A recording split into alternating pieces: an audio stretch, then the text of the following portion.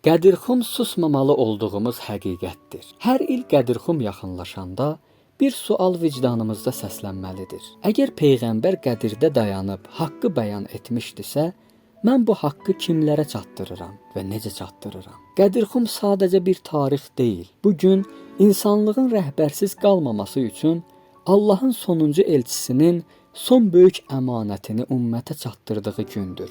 Bu bir rəhbərin deyil, bir yolun, vilayət yolunun elanıdır. Bu günlərdə Qədir hadisəsini tanıtmaq, paylaşmaq, öyrətmək və təbliğ etmək bizim üzərimizə düşən bir əmanətdir. Bu paylaşımı paylaşmaq, bir hekayə yazmaq, bir video çəkib paylaşmaq, bu barədə bir şəkil düzəldib paylaşmaq, düzəldilənləri paylamaq, bunların hamısı bir təbliğdir. Əgər Qədir tanıdılmasa, vilayət gözdən düşər, vilayət unudular. Əgər vilayət susturulsa, İslam ruhsuz qalar. Gəlin bu il fərqli olaq. Qədirxumu təkcə qeyd etməyək, onu yaşadaq. Gəlin təbliğ edək. Həqiqət susmamalıdır.